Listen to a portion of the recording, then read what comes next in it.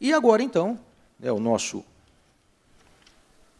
segundo palestrante, professor e desembargador Bento Herculano Duarte de Neto, que vai nos honrar com a sua palestra. Ele é graduado em Direito pela Universidade Federal do Rio Grande do Norte, mestre em Direito pela Pontifícia Universidade Católica de São Paulo, doutor em Direito pela Pontifícia Universidade Católica de São Paulo, desembargador do TRT da 21ª Região desde julho de 2014, é professor do Complexo Educacional da Mais de Jesus, foi diretor da Escola da Magistratura, Escola Judicial de seu tribunal, é membro da Academia Nacional de Direito do Trabalho, cadeira número 13. Né? E o que nós descobrimos dele, na pesquisa lá do gabinete, é que ele ingressou na Magistratura do Trabalho aos 23 anos de idade. Então, se ele já tem essa feição de garoto agora, imagine ao início da carreira como deveria ser. Em 1990, mesmo ano que, inclusive, nós também aqui, eu, o Jordani, ingressamos. Com a palavra, então, professor Bento Herculano Duarte de Neto. Eu gostaria, primeiramente, de dar uma boa tarde para todos e começar com um registro e um aviso. O registro é um registro de agradecimento, porque, no meu caso, que acordei às 3h30 da manhã por uma questão de voo e saí às 5 horas da manhã de Natal, primeira conexão em Recife, depois em Campinas, cheguei às 5 horas da tarde, eu fui para as Ilhas Maurício o mês passado e demorei menos.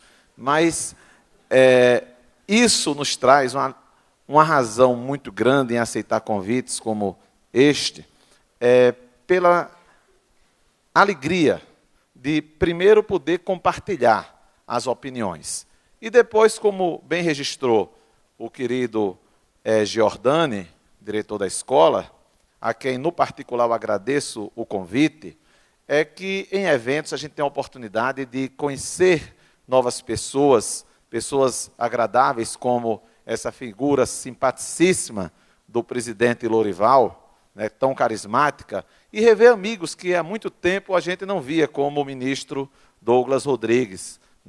Eu conheci o ministro Douglas ainda juiz de primeira instância, e hoje eu acompanho apenas pela televisão, pela TV Justiça, e há 2 dias eu comentei com minha esposa um voto brilhante falando sobre questão de imunidade de execução, vinculada à imunidade de jurisdição, e numa decisão absolutamente, a meu ver, acertada, porque não tinha sentido se proteger um bem como aquele, naquele tipo de situação. Então, é muito bom estar aqui em Marília de Disseu, fundada por um xará meu, fazendo uma pequena poesia, Bento de Abreu. E o aviso é que eu me senti feliz com o registro em relação, não vou ficar de costas para o colega Emanuel, mas quando registrou o presidente da mesa, que o Emanuel tinha ganho um concurso de retórica. Então, eu tive ali a certeza que todo mundo vai compreender que eu não fale tão bem quanto ele, que eu nunca nem participei de concurso de retórica. Quanto mais ganhar um concurso de retórica. E cearense está em todo canto, por isso que o pessoal chama de judeu brasileiro, porque está em todo canto e faz sucesso em todo canto, porque lá nas Ilhas Maurício, Emanuel, para vocês terem uma ideia, 800 quilômetros depois de Madagascar, no meio do Oceano Índico, no resort onde eu estava, só escutei, era uma torre de Babel, mas eu escutei num barco uma pessoa falando português. E adivinha de onde ele era? Ele era do Ceará. Isso não é brincadeira, isso é uma realidade, a constatação cearense está em todo canto. Quanto ao aviso, nesse primeiro aspecto, no segundo, é que se eu tivesse combinado com Emanuel, não teria dado tão certo, porque o enfoque de Emanuel a respeito, e não estranho que eu não falo do Emanuel, o cearense fala do Emanuel, mas o nordestino em geral fala de Emanuel.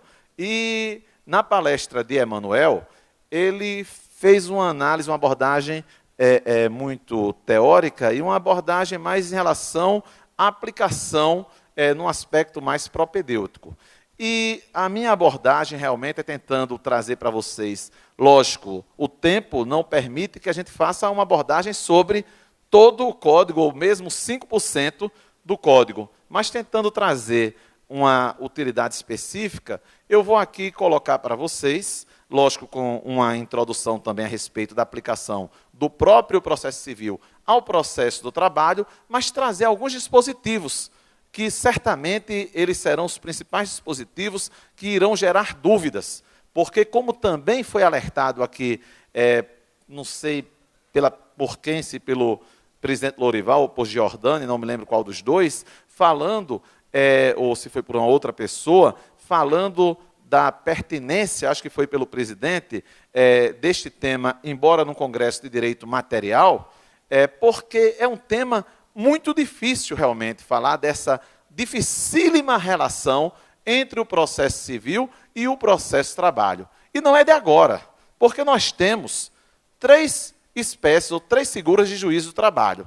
Nós temos o juiz do trabalho que realmente fazem uma conciliação adequada, temos juízes do trabalho que querem demonstrar uma maior erudição e aplicam o processo civil em toda e qualquer situação, aplicam subsidiariamente ao processo do trabalho e não o processo civil, porque vão aplicando o processo civil em tudo, mas nós temos juízes do trabalho, né, alguns por uma questão ideológica, como tenho certeza é o caso de Jorge Sotomayor, outros por preguiça mesmo, que não querem estudar processo civil e acabam dizendo que não se aplica, e quase sempre com argumento porque viola o princípio da simplificação processual.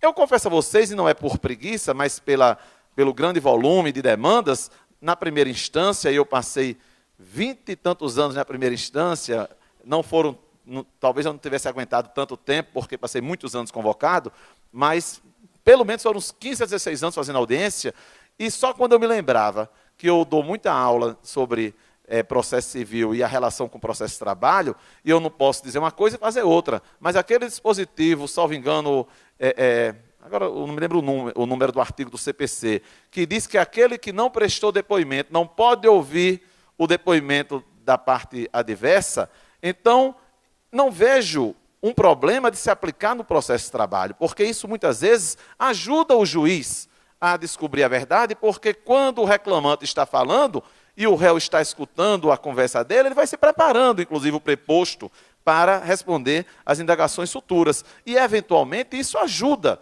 o juiz a tentar descobrir a chamada verdade real, ou seja, evita que haja uma mentira nas respostas do preposto, né? Então, a gente não aplica e sempre dizendo...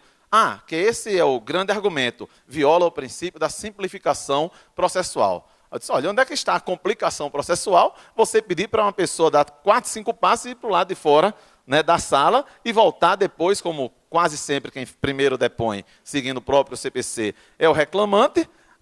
Qual o problema do preposto sair e depois voltar? Sempre com aquela ressalva que, se estiver desacompanhado de advogado, aí não se pode aplicar, porque aí não teria a oportunidade de contraditar, né, ou fazer perguntas para o autor daquela demanda, né? Então, existe realmente uma relação muito difícil. E aí, para aqueles que são advogados, é também pertinente, é justa aquela reclamação, que é muito comum se ouvir de advogado, dizendo o seguinte: puxa vida, né? Poxa vida, cada juiz de trabalho tem um código de processo na sua cabeça. Eu trabalhei em São Paulo, assim que me formei, eu me formei também bastante jovem, e passei uns 2 anos trabalhando no escritório antigo, aqui chamado Mesquita Barros e Magano, que era um escritório muito conhecido em São Paulo, que atendia empresas de âmbito nacional. E o que acontecia? Eu viajava muito porque as audiências no Nordeste, o dono do escritório, um dos donos, era meu orientador de mestrado, então ele me protegia um pouco, e ele me mandava fazer as viagens, muitas vezes para o Nordeste, mas às vezes também no Sul, aqui no interior de São Paulo, ia muito a Sorocaba, Bauru, vivia viajando por aí, né? Era um escritório que fazia advocacia trabalhista empresarial. E eu via realmente a questão, por exemplo, de juntada de de documentos após a primeira, sem ser com a inicial, sem ser com a defesa, após uma audiência. Tem juiz que não aceita de jeito nenhum depois da inicial ou depois da defesa. Tem juiz que aceita só se for naquela primeira audiência. Tem juiz que aceita numa segunda. Tem juiz que aceita em qualquer situação. Né? Eu prefiro realmente a gente analisar se há ou não um espírito de surpresa e quando não há esse espírito de surpresa, buscar, e hoje há um consenso de que a verdade formal processual não é o que mais interessa. O ministro Douglas fez uma referência aqui que eu sempre costumo fazer, é que não podemos esquecer a natureza meramente instrumental do processo. E o novo CPC caminha nesse sentido, inclusive, tentando eliminar a malfadada jurisprudência defensiva. Eu até gosto de dizer o seguinte, agora não teremos mais jurisprudência defensiva, teremos jurisprudência atacativa. Né? Então, vamos fazer essa jurisprudência, porque, ministro Douglas, me desculpe divergir da jurisprudência do TST, né? Mas, por exemplo, eu não concebo não se conhecer de um recurso porque falta 1 centavo naquele depósito recursal. Isso é desconsiderar um princípio constitucional, que é o princípio da ampla defesa. Mas o TST diz, se houver expressão monetária, eu digo, o que é que não há expressão monetária? Se 1 centavo tem expressão monetária, só uma bomba no posto de gasolina que vai ter expressão, não vai ter expressão monetária, aquela fração de centavos. Né? Então, eu acho que temos que avançar nesse sentido. O próprio Supremo, recentemente, numa decisão da relatoria do ministro Luiz Fux, ele adiantou o novo CPC, como se disse, foi a mesma coisa, ministro Douglas, que disseram para o ministro Fux, que ele decidiu de maneira futurista, quando conheceu de um recurso, e dizendo, aplicou o novo CPC, já chegando à aplicação. E em relação a vacatio legis, doutor Emanuel, eu acho que não temos que nos preocupar mais. Eu era antipático em relação a termos um novo CPC, não adianta, está feito o novo código, porque era antipático. Porque, na minha opinião, depois de tantas reformas, né, começou em 94 a primeira reforma no Código de Processo 73, houve aquela sistematização da antecipação de tutela, na verdade não foi introdução, porque já havia uma previsão pontual, mas de maneira genérica, a antecipação de tutela. Depois tivemos várias modificações, o 557, possibilitando o julgamento monocrático, unipessoal pelo relator. Enfim, muitas modificações, mini-reformas, midi-reformas.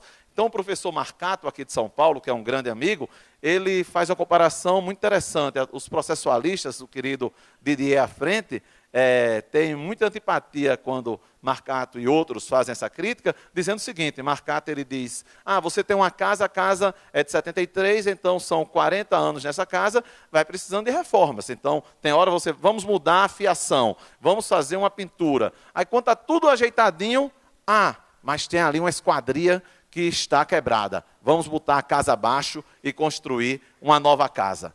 É mais ou menos por aí. Eu acho que daria para se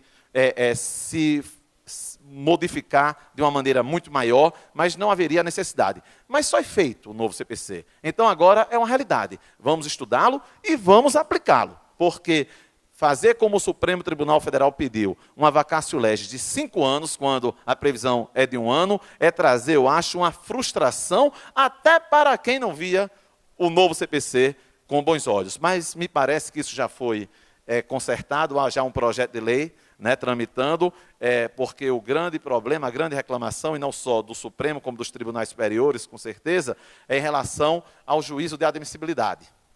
Ser feito pela instância adquém. E o projeto de lei já, ou seja, segundo se anuncia, o novo CPC, quando entrar em vigor, já vai ter uma alteração. Continuando o sistema atual, ou seja, o juízo de admissibilidade dos recursos ser feito também pelo juízo ACOR. Né? O que eu acho que tem a ver, né? Até porque isso foi feito para evitar tribunais como o TST ser um tribunal recheado de agravos de instrumento, mas na prática isso iria atrapalhar muito mais, porque aí tem que fazer uma análise muito maior, né? Fazendo o conhecimento daquele recurso e não do agravo de instrumento. Né? Então, parece que isso foi resolvido e realmente, em março, vamos queimar as pestanas e começar a estudar o novo Código de Processo Civil. Que a impressão que eu tenho, Giordani, é que as pessoas, boa parte delas, ou significativamente, diria até que a maioria, as pessoas ainda não perceberam a importância, né, do advento do novo Código de Processo Civil. Algumas mudanças radicais, né, e uma mudança, inclusive, de estrutura, né, e uma mudança de pensamento. Eu gosto muito de fazer uma palestra da relação common law, civil law, e onde é que o direito brasileiro se situa, que, a meu ver, está muito mais próximo da common law do que da civil law. E são vários dispositivos. E o novo código, ele traz uma força extraordinária para os precedentes, né? Então, os precedentes com uma força muito grande, e não há essa dissociação entre civil law e common law, há uma sinergia. Como nos países de common law, eles têm caminhado para algumas coisas da civil law, com mais rapidez, nós temos caminhado na direção da common law. E muito mais do que esses dispositivos todos, eu também gosto muito de dar esse exemplo, é quando você chega num tribunal superior. Me lembro lá no STJ, assisti uma vez um julgamento, estava acompanhando a minha então esposa, que era advogada daquela causa, e assisti lá o julgamento, e o primeiro-ministro, a turma era o ministro Zé Delgado, lá do Rio Grande do Norte, o ministro Fux e Humberto Gomes de Barros, já falecido lá de Alagoas. Primeiro o que falou, eu entendo que quem tem razão era a questão tributária, é o contribuinte. Mas em face da seção de direito público do STJ entender que é o fisco, decide em favor do fisco, voto em favor do fisco.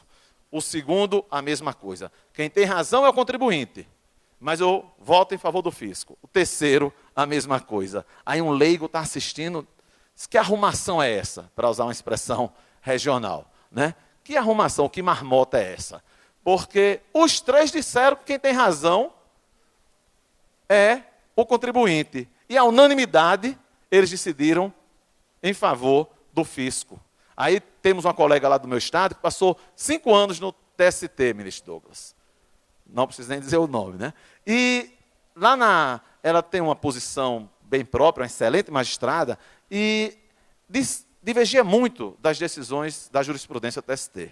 Aí quando foi convocada a primeira vez, e sempre o então presidente do tribunal, muito amigo dela, dizia, mas doutora fulana, mas o TST entende de maneira diferente. E ela dizia, mas não tem efeito vinculante. Então vou manter a minha liberdade. Ora, ela foi convocada, naquela época, eram aquelas convocações de 6 meses, renovadas, ela foi reconvocada umas 10 vezes. Imagine se ela iria divergir chegando no TST. Aí quando voltou, a gente brincava. Vossa Excelência mudou tanto a sua opinião, porque ficaria ridículo depois voltar para a posição originária. Então, nada mais é vinculativo do que o respeito à jurisprudência. E talvez agora, por estar mais velho, né, e já entregar aqui a minha idade, né, porque já tenho tantos anos de magistratura, tinha uma pessoa lá do setor de comunicação do tribunal, aí queria me bajular e disse, doutor Bento, eu terei sua data de nascimento, porque antigamente eu era mais conservado, como se diz. Aí eu liguei para ela e disse, coloquem de volta, porque dizem assim, formou-se em 1987, em fevereiro de 87. Vamos pensar que eu tenho 70 anos, né? Porque entrei na magistratura também em 90, então é melhor voltar. E talvez com a idade chegando, hoje não tenho mais aqueles arrobos em dizer, juiz tem que ser independente, não me importa a jurisprudência. Ora, o próprio Código de Processo Civil, o novo CPC, na sua exposição de motivos, tem 5 objetivos. O primeiro, que foi enfatizado pelo doutor Emanuel, é harmonizar a legislação processual civil com a Constituição Federal, trazendo de maneira inédita, inclusive, na sua parte geral, de maneira expressa, os princípios do direito processual, que estão na Constituição e estão colocados, alguns deles a mais, no Código de Processo Civil, o que eu acho extraordinário, né? E outro objetivo muito enfatizado é justamente o sentido, mais do que o de segurança jurídica, embora haja uma correlação, mas é o bem jurídico, o valor igualdade, porque ninguém pode pressupor que seja certo você ter situações rigorosamente iguais com decisões completamente opostas. Eu vou rapidamente dar 2 exemplos e começar realmente a situar cada dispositivo. Pode até começar a colocar na tela, viu, amigo, aqui para a gente ir acompanhando, né? O primeiro exemplo é: o meu sogro tinha um motorista, a filha passou no vestibular em Mossoró, uma cidade que faz 40 graus na sombra, onde eu tive o prazer de conhecer Emanuel, onde trabalhamos juntos, e sobrevivemos, né, com muita dificuldade por causa do calor, eu tinha uma cunhada que também passou. As duas entraram na Justiça Federal, pedindo a transferência. A minha cunhada, o meu sogro, tem uma situação financeira extraordinária, conseguiu ir para Natal. E ele poderia sustentá-la lá tranquilamente. A filha do motorista não conseguiu. Teve que abandonar a faculdade. Esse senhor, uns 2 anos depois, foi assassinado. Eu tenho certeza que foi assassinado com a convicção de que a justiça é para os ricos. E a gente sabe que não é por aí. Foi uma circunstância. E a outra, me desculpem a expressão da palavra, aconteceu comigo. É a jurisprudência do xixi, né? O que é a jurisprudência do xixi? Eu convocado lá no tribunal, uma certa questão de direito, era a questão de incidência de contribuição previdenciária em contrato nulo, e depois, não, esse aí foi um outro caso, era um outro caso de direito, mas era em relação a um direito dos reclamantes. E a gente julgou, salvo engano, 30 processos iguais. Os reclamantes dos 30, 29 ganharam. E um perdeu. Por quê? Porque estávamos em 6, a presidente não estava votando. Estava dando 3-2. Teve uma hora que eu me apertei muito, pedi para ir no banheiro, fazer xixi. Nesse tempo que eu fui muito rapidamente, mas chamaram um. Deu empate, a presidente desempatou contra o reclamante. Lá tem uma ponte que o pessoal gosta de se jogar. Sorte que a ponte não existia ainda naquele tempo, porque 29 ganhando e um perdendo. Então, o novo código, ele também prima para que tenhamos uma maior igualdade, e esse é o pilar principal para que se tenha dado uma força ainda maior aos precedentes, né? Então, isso é muito importante.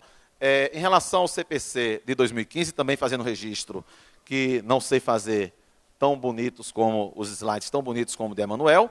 A primeira coisa em relação ao CPC de 2015, né, a gente que vai entrar em vigor em março do ano que vem, é a gente entender, é um novo código ou é um código reformado? Eu entendo que é um novo código, né? Em relação à necessidade, como eu falei para vocês, diversas reformas já tinham sido efetivadas, a motivação era em relação à velhice, e dentre os 5 objetivos, um outro que se fala é justamente a necessidade também de fazer uma melhor sistematização, porque, de fato, com reformas fica difícil de se manter uma melhor sistematização, e também a motivação, talvez maior, é de nós emprestarmos uma maior aceleração, né, ao processo judicial, porque isso, na verdade, eu diria que absoluta, que a grande reclamação da sociedade brasileira em relação ao Poder Judiciário, e não podemos tapar o sol com a peneira, porque a população, de maneira geral, não é satisfeita com a justiça brasileira, como de resto com qualquer instituição, né? Mas não diz respeito à qualidade das decisões judiciais, diz respeito à famosa morosidade da justiça, né? E eu vou poupar vocês de escutarem aquela frase de Rui Barbosa, que justiça tardia nada mais é do que injustiça qualificada, eu acabei dizendo, né? Quais são os problemas não combatidos com o novo CPC? É que continua havendo estímulo econômico à litigiosidade, na verdade, os juros que são impostos ainda compensam para quem não quer pagar, continuar não pagando, há esse estímulo à litigiosidade. No Brasil, nós temos um número extraordinário de ações, são, salvo engano, 100 milhões de ações tramitando, né, segundo dados do CNJ, que o Emanuel citou. O comportamento do poder público, que é lastimável, é o principal litigante de má-fé no Brasil, porque não interessa ao poder público, né? Até quando está na justiça e existe a questão da sua postura antes de haver a demanda, e mesmo na demanda, ele é o maior litigante de má-fé. Não há o interesse, enquanto réu, de que haja uma tramitação rápida processual, e nós não temos, que é um outro grande problema, muitos colegas veem de forma muito negativa, eu não me posiciono dessa forma, é que não existe uma cultura à autocomposição. Então, por exemplo, quando se criou pela Lei 9958, as comissões de conciliação prévia, os núcleos intersindicais, a maioria dos colegas viu com olhos muito negativos. Eu não. Eu acho que nós não temos que ter receio de uma perda de importância, não temos que ter receio de haver uma espécie de maior precarização da justiça. Como diz Marinoni, o grande problema é que não se precarize a justiça por intermédio do estímulo à autocomposição. Não pode a justiça virar o SUS e a autocomposição virar um plano de saúde, apesar dos pesares. Nós temos que manter a estrutura da justiça, mas incentivarmos para que haja uma diminuição, inclusive, no número de demandas judiciais, porque a autocomposição é algo que pode vir de maneira complementar e ajudando na resolução dos conflitos e ajudando o funcionamento do próprio poder judiciário. Né? Então, as vantagens que vem nesse novo código, tentando justamente emprestar essa aceleração, nós termos um processo mais simples em alguns setores, mas, ao mesmo tempo, nós temos normas bastante complexas que impõem uma maior reflexão. Em relação à aplicação do processo do trabalho, eu vou falar muito rapidamente, porque Emanuel fez um enfoque muito bacana sobre isso, mas, na verdade, quem diz que não se aplica o processo civil ao processo de trabalho, como eu disse, das duas, uma, ou é por uma questão de ideologia, ou é por uma questão de preguiça. Por quê? O 769 não foi revogado pelo novo CPC, continua valendo a regra da subsidiariedade, e o novo CPC, de maneira expressa e por uma opção legislativa, foi além, como disse Emanuel.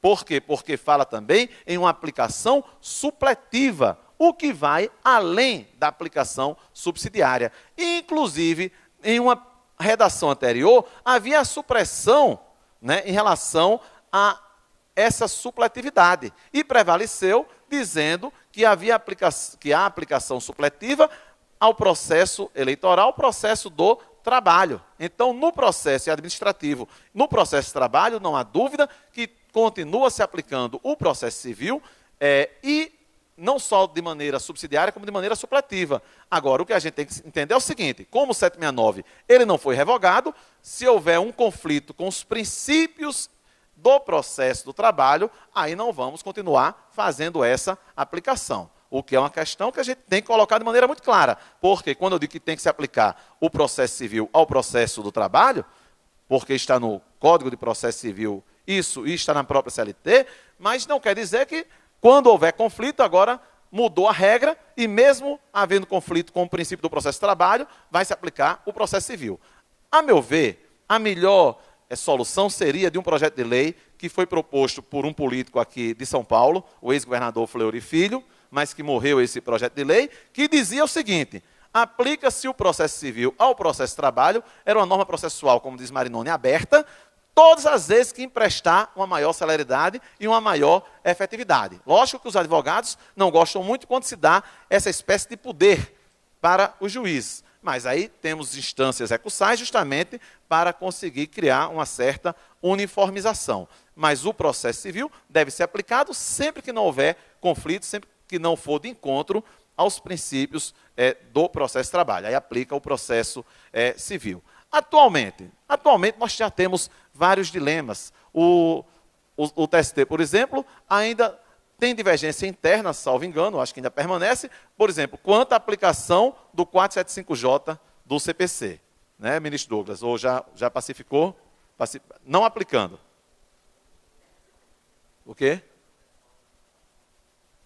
Quer dizer, então, em relação, certo, ao 475J. O 285A, aquele que pode haver um julgamento liminar de improcedência em casos iguais. eu entendo que não há nenhum obstáculo que se aplique no processo de trabalho. Lá no meu tribunal, ministro Douglas, quando houve aquela mudança no regime da remessa necessária, eu era isolado, dizendo para se aplicar um novo regime ao processo de trabalho.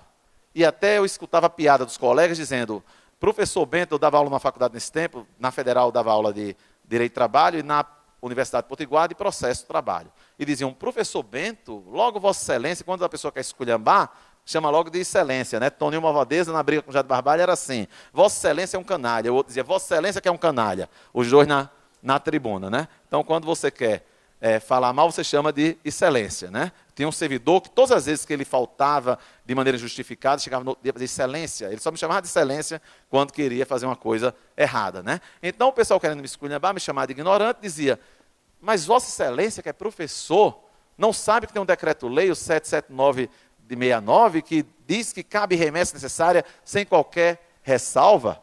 Ora, numa conversa em uma ocasião, fora de evento jurídico, com uma professorada Pellegrini, ela foi anotar meu convite para um evento, chegou um dia antes, e num jantar eu conversei muito sobre esse tema com ela.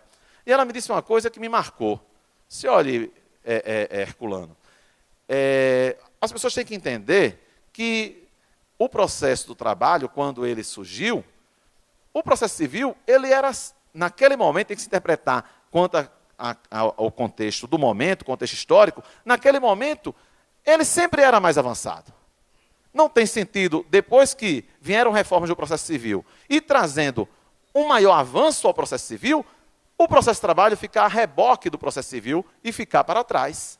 Então, a remessa necessária, a meu ver, um instituto absolutamente anacrônico.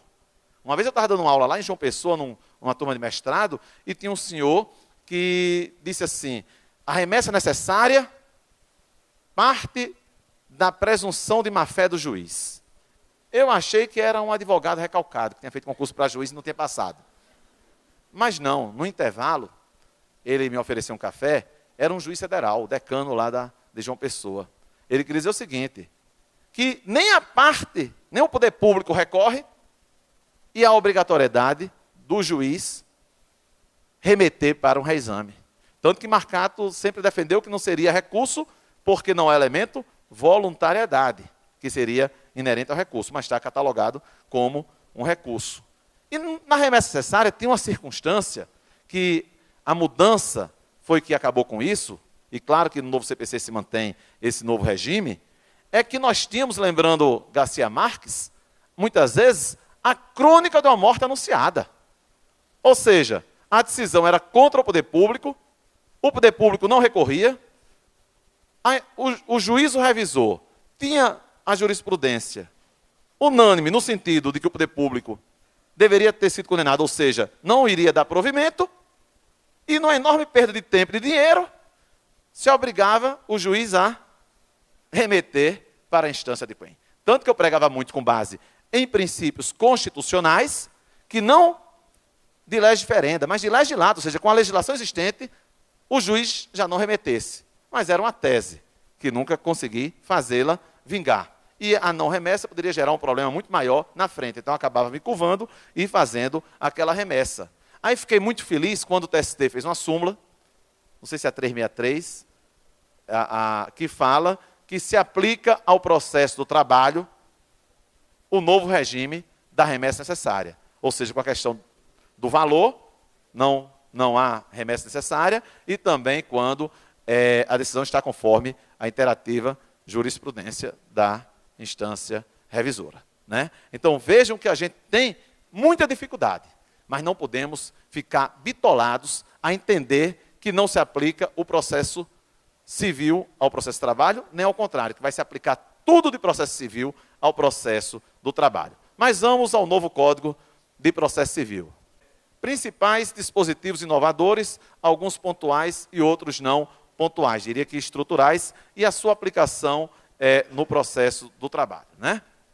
Lembrando também uma coisa, que a gente vai falar adiante, é que a Justiça do Trabalho foi muito inteligente e partiu do próprio Tribunal Superior do Trabalho a ideia da Lei 13.015, que antecipou muita coisa do novo CPC. Foi de uma maneira, eu diria assim, muito até discreta, conseguiram fazer uma lei complexa, mas extremamente valiosa, que é a Lei 13.015. Vou citar aqui alguns dispositivos, né? O artigo 9º fala sobre a questão da nova visão do contraditório, né? O direito de tentar influir na formação da convicção do julgador, né? A questão da nova prova, dos recursos. Eu não vejo como não se aplicar no processo de trabalho. Em relação a isso, inclusive, nós temos que saber o seguinte, que há uma discussão a respeito do CPC. Os advogados dizem que é um código para os juízes. Os juízes dizem que é um código para os advogados. Aí aquela velha máxima, né? Em casa que falta pão, todo mundo briga, ninguém tem razão. Então, na verdade, a gente tem que trabalhar de maneira conjunta, mas talvez por ser juiz, eu acho que esse código foi feito muito mais para os advogados. Não só pela questão dos honorários, né? Mas para advogados públicos, que foi um dos aspectos, e outras coisas mais. Honorários, a sucumbência no recurso, né, também, mas em vários aspectos, né? E no primeiro, não para os advogados, mas eles atuam nesse aspecto, a questão de uma nova visão do contraditório, com um contraditório mais efetivo. Aquilo que a gente estava conversando. É que às vezes demora um pouco mais, mas são valores constitucionais que nós temos que preservar, nós temos que prestigiar. Então, uma visão ampliada ao contraditório, eu entendo que isso tem que se aplicar, o juiz de trabalho, ele tem que esquecer que, lógico, ele busca a efetividade. O processo é um mero instrumento. Calmon de Passos, de saudosa memória, ele dizia o seguinte, se fala muito em efetividade do processo, mas, na verdade, é efetividade do direito, porque o processo é só o caminho para você atingir o direito material. Então, essa visão de contraditório, ela deve ir para a Justiça do Trabalho. O artigo 10, por sua vez, é muito polêmico, que ele veda a famosa decisão surpresa, né? Então, dizendo o seguinte, o juiz não pode decidir, em grau algum de jurisdição, com base em fundamento a respeito do qual não se tenha dado às partes oportunidade de se manifestar, ainda que se trate de matéria sobre a qual deva decidir de ofício. Questão de nulidade ou questão, por exemplo, de incompetência absoluta. Isso se aplica ao processo de trabalho ou não se aplica ao processo do trabalho, né? Eu entendo, pessoalmente, que deve se aplicar, sim, em uma análise sistemática do novo CPC ao processo do trabalho e também harmonizando o próprio processo de trabalho, que devemos buscar essa harmonização com a Constituição Federal, o que é óbvio, né? O artigo 12. O artigo 12 é aquele que fala na famosa ordem cronológica, que isso deve estar assustando muita gente, muitos juízes, né? Que diz, os juízes e os tribunais deverão obedecer à ordem cronológica de conclusão, de conclusão, prestem bem atenção, para proferir sentença ou acordo. Eu acho, doutor Lorival, doutor Renato, que isso, nem na justiça comum, vai se aplicar, porque é simplesmente inexequível. Eu quero ver se eu tenho 10 pessoas no meu gabinete, devia nem ter falado, quando dizer que lá no Rio Grande do Norte a estrutura é muito grande, né, bastante, não devia nem ter falado, né? Não, e quando o pessoal atrasa, aí eu dou exemplo de São Paulo, capital, e de Belém, que eu sei que são 3 ou 4, né? Lá são 10, fazendo voto, fora o assessor. Não devia... Na Paraíba deve ser 20, porque o tribunal de lá é inchado, né? Não devia nem ter falado agora, quando tiver um projeto para a criação de cargos, doutor Douglas, faz de conta que Vossa Excelência não escutou, viu? Essa informação, senão a turma vai me matar quando souber que eu falei isso aqui na frente do ministro do TST. Mas, não está nem aqui, né? No Ceará tem quanto? Está vendo? Ó, agora, é aquela história, né? A pessoa que fala demais acaba, né, falando besteira, né? Esqueça, então. Vamos fazer, faz de conta que eu não falei nada. Então, quando o pessoal até atrasa, eu digo isso, que quando eu trabalhei, eu fui assessor durante 10 meses de um desembargador, e só eu fazia, e eu dizia, e não atrasava. E às vezes o pessoal quer dar uma atrasada, aí imaginem 10. Aí tem um processo extremamente complexo, que demora realmente, vai demorar 3, 4, 5 dias, eu mesmo quero fazer, vou fazer uma pesquisa muito maior do que o normal, né? Aí vai parar tudo para fazer, parando tudo para que aquele seja concluído. Isso pode trazer um grande atraso. Quando se criou a ordem cronológica, eu fui um que festejei. Por quê? Porque vai evitar aquele pedido de pressa. Então é muito bom para o juiz, um juiz que é sério, que não quer atender a pedidos, ter esse lado positivo. Mas depois, pensando melhor, a gente vê que não tem condições de se executar esse dispositivo. Né? Gratuidade de justiça. A pessoa natural ou jurídica, brasileira ou estrangeira, com insuficiência de recursos para pagar as custas, as despesas processuais e honorários advocatícios, tem direito à gratuidade da justiça. Isso já se aplica no processo de trabalho, né? Não traz novidade. Pode passar. Artigo 133 seguintes. Pronto. A desconsideração da personalidade jurídica, né? Na execução. Esse até eu mandei, por coincidência, eu mandei incluir nesse slide que eu não tinha falado. Eu peguei um slide de umas aulas que eu dei no Tribunal de Goiás, e lá em Santa Catarina. Então, artigo 133. Essa é uma questão que vai gerar uma dúvida enorme e vai acabar o TST decidindo pela aplicação ou pela não aplicação ao processo de trabalho. Porque nós sabemos, e é um motivo de, tenho certeza, muito orgulho para todos nós juízes de trabalho, e é uma coisa muito valiosa para o trabalhador, é a questão de nós termos uma peculiar efetividade. Então, a justiça de trabalho não funciona tão bem quanto a gente gostaria, mas funciona um pouco melhor do que a justiça comum, no particular, a justiça comum estadual. Né? Então, isso eu acho que já vem na nossa mente a questão de cultura do juiz de trabalho. Ele gosta de resolver o problema. É uma questão de cultura, é uma coisa muito boa. Né? E não sei aqui em São Paulo, mas lá no Rio Grande do Norte, mas sei aqui também é. Na justiça comum estadual, com todo respeito, é uma calamidade. Né? Um processo demora demais para sair uma citação, é uma luta, e a gente fica agoniado, né? Como diz lá no Nordeste, fica aperreado se isso acontecesse na justiça do trabalho, nós ficaríamos aperreados. Mas, ao mesmo tempo, existem atropelos. Existem colegas que atuam de maneira arbitrária. A gente tem que reconhecer que isso venha a acontecer. E esse dispositivo foi colocado principalmente realmente para a justiça do trabalho. Foi feito para isso. Eu mesmo, viu, Jordânia, eu comprei uma vez um imóvel e não passei para o meu nome. Chegou um oficial de justiça lá. Quando o porteiro ligou, a primeira coisa que eu perguntei, pergunta de que justiça ele é. Falando sério, era uma execução fiscal, era da Justiça Federal. Ainda bem para mim. Porque se fosse a do trabalho, eu tinha perdido o meu imóvel muito provavelmente. Né? E aí eu me imagino no lugar das outras pessoas, que eu iria me sentir altamente injustiçado, né? Porque teria perdido um imóvel. Então existe, pode colocar novamente, por favor. Então existe essa diferença de pensamento, de cultura. O artigo 133, ele diz que quando houver a desconsideração, para que haja a desconsideração da personalidade jurídica, tem que haver um prévio incidente, dizendo o artigo 133, o incidente de desconsideração da personalidade jurídica será instaurado a pedido da parte ou do Ministério Público, quando lhe couber intervir no processo. E aí vem os seus parágrafos, eu não vou ler todos eles, e o 134 diz, o incidente é cabível em todas as fases do processo de conhecimento, no cumprimento de sentença e na execução fundada em título executivo extrajudicial. Então vejam, até no conhecimento. E é muito comum chegar alguém, olha, eu trabalhei para fulano, o camarada se equivocou, ele achou que trabalhou para fulano, mas estava trabalhando para Beltrano. E a gente faz de maneira muito prática, às vezes, esquecendo do Instituto de Intervenção de Terceiros, e a gente quer resolver, isso é justo. E realmente a coisa funciona. E agora, vamos ter que aplicar o incidente? Há uns 2 meses eu fui convidado por um grupo de processualistas civis, professor Gajardoni, professor Zumar Duarte, etc., Delório, o pessoal que atuou muito no novo CPC, para dar umas aulas em Santa Catarina. E quando chegou nesse ponto, eu estava comentando com o ministro Douglas, aí eu disse que não aplicava no processo de trabalho. E um dos coordenadores estava lá.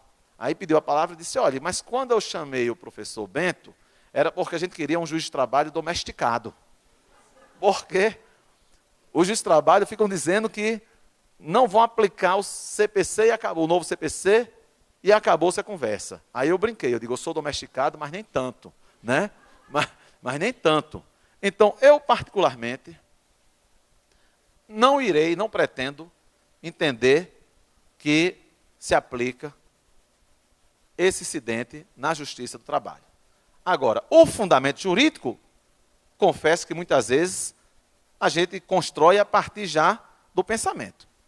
Depois vamos construir o pensamento, mas porque eu acho que esse incidente vai atravancar bastante algumas execuções, particularmente na fase de execução, algumas execuções trabalhistas. E nós não podemos perder essa marca da efetividade, né, que é o que nos dá, apesar de todas as críticas, o que nos dá, inclusive, orgulho de ser magistrado do trabalho, certo? O artigo 138, né, a universalização do amicus curiae, inclusive em primeira instância.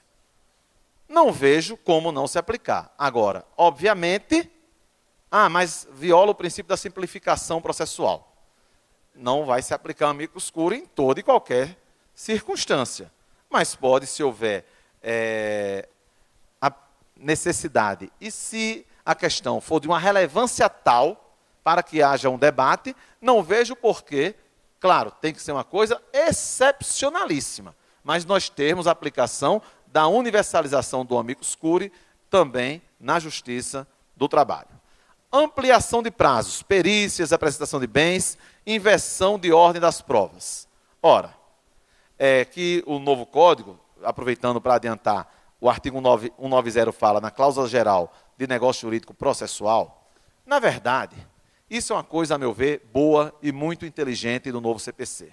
É a possibilidade das partes negociarem. Eu gosto muito, Giordani, de falar sobre prova judicial, né? E nós temos, no artigo 333 do Código de Processo Civil, que muita gente entende errado e cita o 333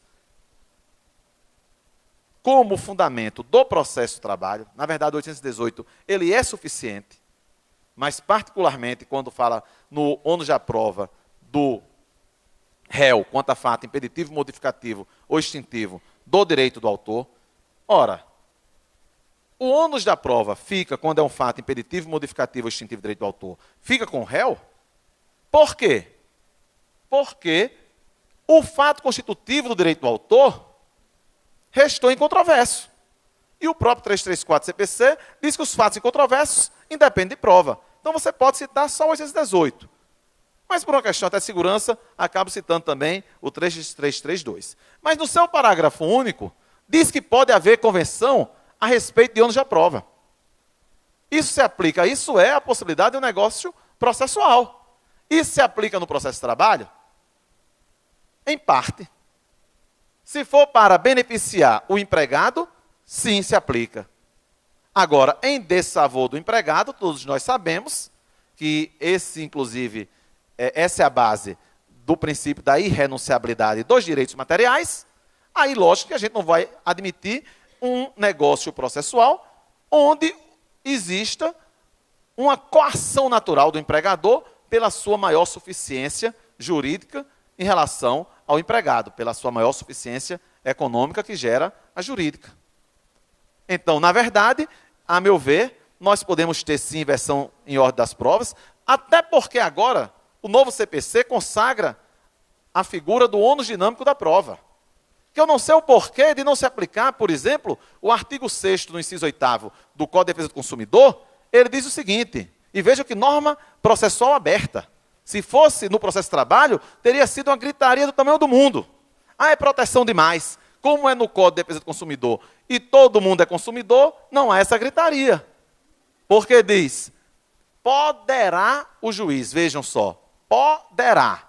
Ainda se enfatiza o poder do juiz, a seu critério, verificando a verossimilhança da alegação.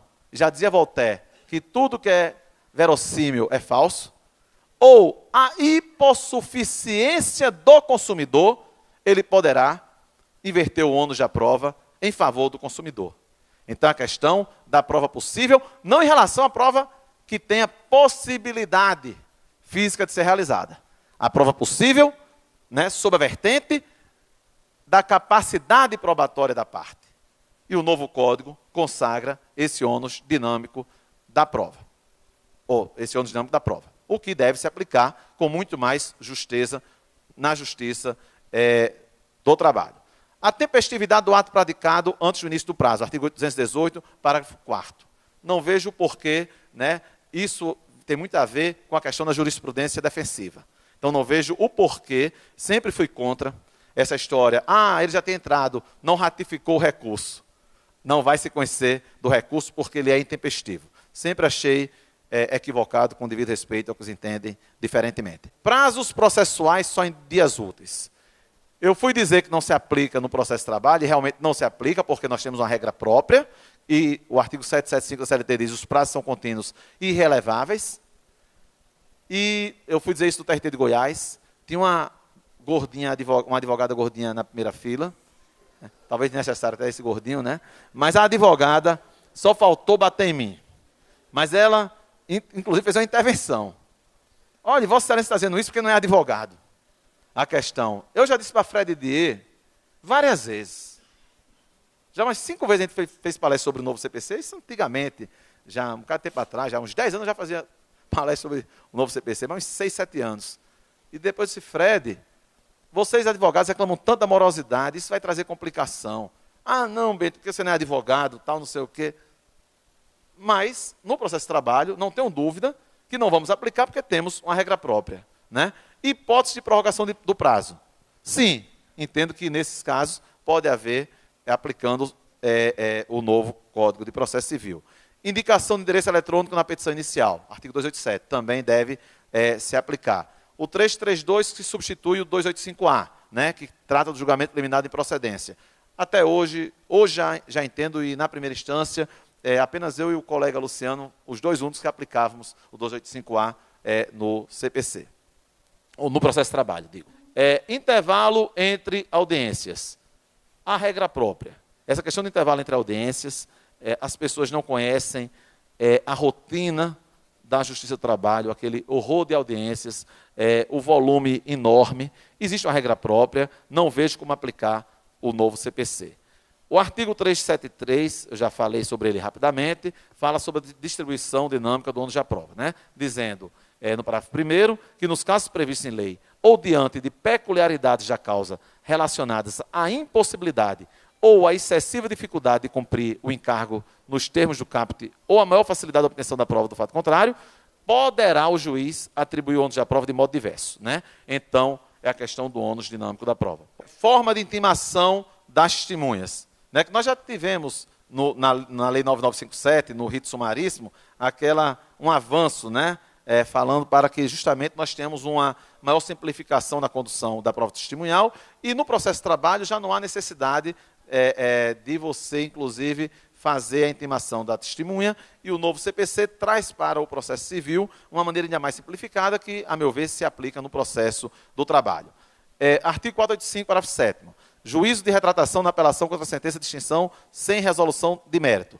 O 485 ele diz, o juiz não resolverá o mérito quando, parágrafo 7º, interposta a apelação, em qualquer dos casos de que tratam os incisos deste artigo, o juiz terá 5 dias para retratar-se. Vejam que avanço. Isso vai demorar muito a se aplicar no processo de trabalho, a meu ver. Mas não vejo nada de mal, muito pelo contrário. Não vejo obstáculo de ordem legal, de ordem jurídica, para se aplicar no processo de trabalho. Você ter uma sentença que não enfrenta o mérito e abrir a possibilidade de retratação. Aí as pessoas vão dizer, e onde está o respeito à coisa julgada? Onde há a segurança jurídica?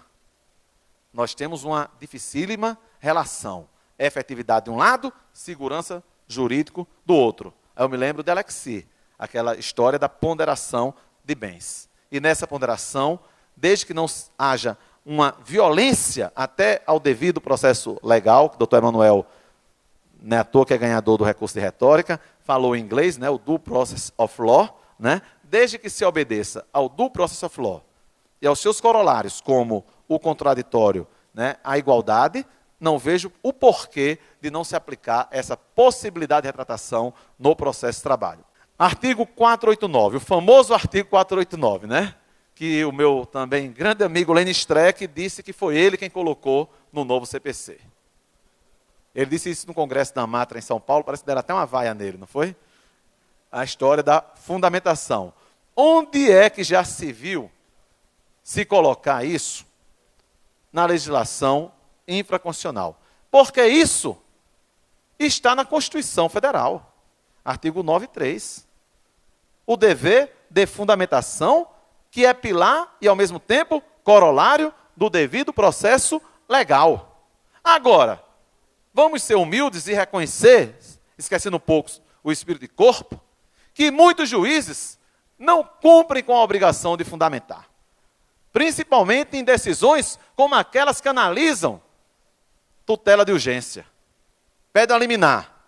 Verifica os pressupostos para o deferimento. Defiro, pois, o de admissibilidade. Ou não verifico, indefiro. Acabou-se a conversa. Isso não é fundamentação.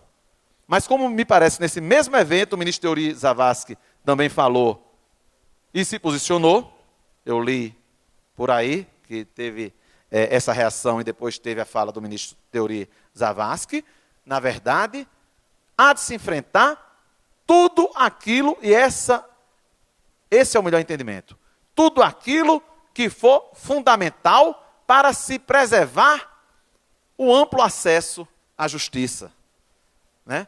Para se preservar o devido processo legal. Mas não vamos submeter os juízes em detrimento de valores como da própria celeridade processual, da boa-fé processual, submeter o juiz a ter que contra-argumentar 50 ou 60, que nós sabemos que alguns advogados fazem isso, com um interesse meramente procrastinatório, fazendo a famosa chincana jurídica. Então, o 489, apesar de ser tão controvertido, não vejo nenhum problema de que ele tenha vindo, apesar de, em tese, não teria lógica colocar algo que está na Constituição, repetir na legislação infraconstitucional, não vejo nenhum problema.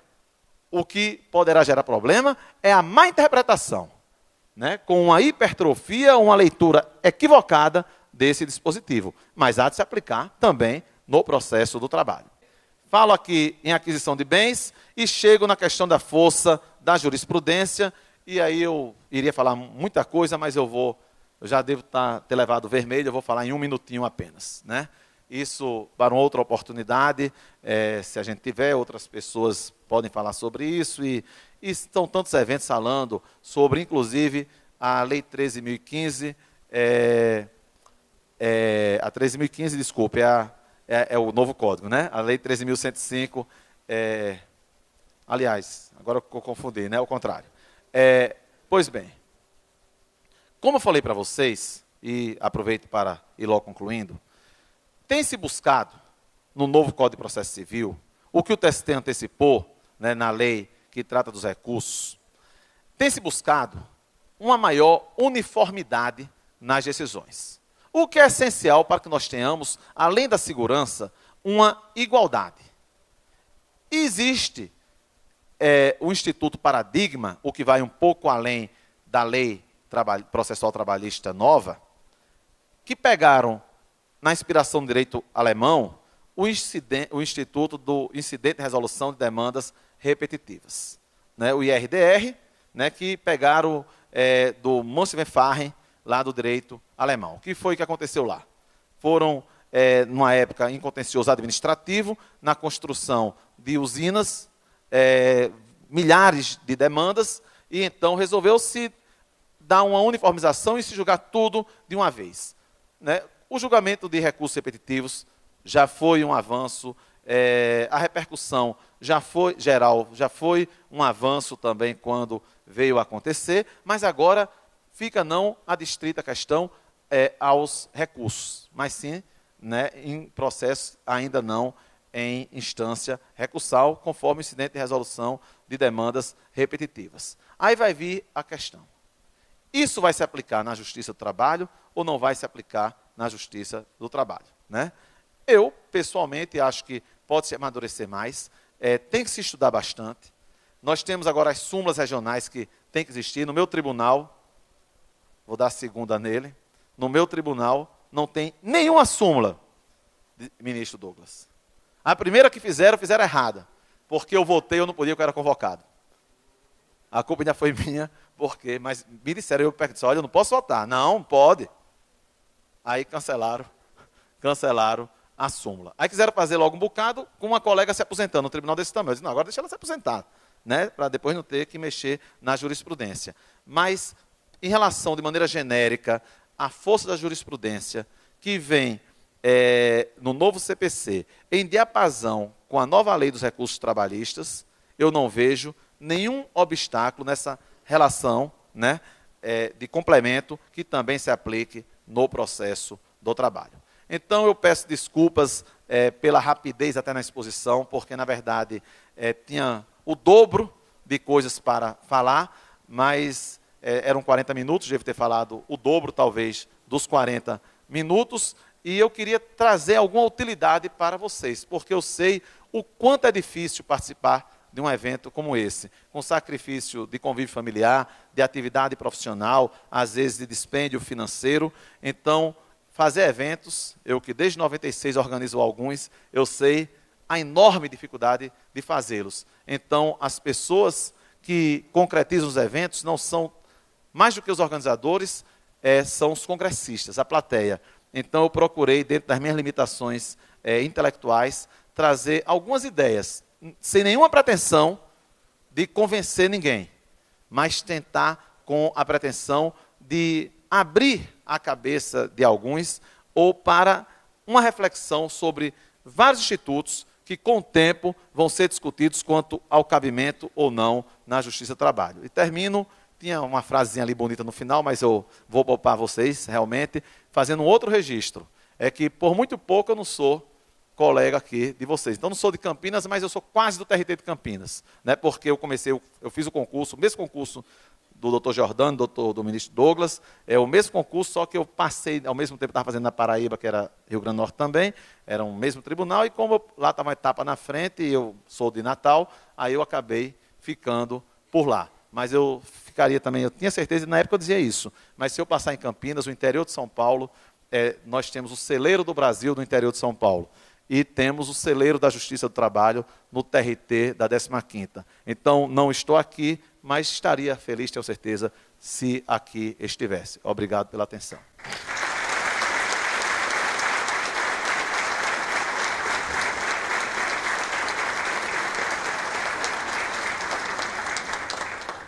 Nossos também efusivos agradecimentos ao desembargador, nosso colega desembargador e professor, pela brilhante e completa exposição realizada. Vários aspectos foram aqui mencionados, seguramente, como o próprio professor colocou, nós não temos condições de analisar todos, essas discussões ainda irão longe no tempo. Eu me permito apenas, muito rapidamente, fazer um comentário a respeito do incidente de desconsideração da persona jurídica. Pelo que eu entendi, o desembargador Bento entende que é incompatível, né? Incompatível. O desembargador Emanuel também entende que é incompatível. E eu também entendo que é incompatível. Então, pelo menos nessa mesa aqui, nós temos unanimidade no que se refere a esse ponto. Agora, o curioso disso é que, segundo se comenta, essa figura teria sido criada para o Justiça do Trabalho, ou em função do Justiça do Trabalho. Pelo menos isso é o que se comenta, né? E aí eu fico pensando, bom, se nós temos eventualmente um problema com o processo, com a Justiça do Trabalho, por que não se altera, então, o processo do trabalho?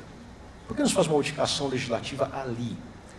Será que é porque a discussão, então, se daria em outros termos, em outros limites, numa outra perspectiva, e aí essa modificação talvez não fosse aprovada, ou então não seria aprovada da maneira como está no CPC, no novo CPC? Outra coisa, se essa figura veio em função de supostos pecados do seu trabalho, e ela é colocada no CPC, os juízes federais e os juízes de direito vão pagar por esses pecados também. E aí eu estava pensando naquele princípio da pessoalidade da pena, que está na Constituição, né?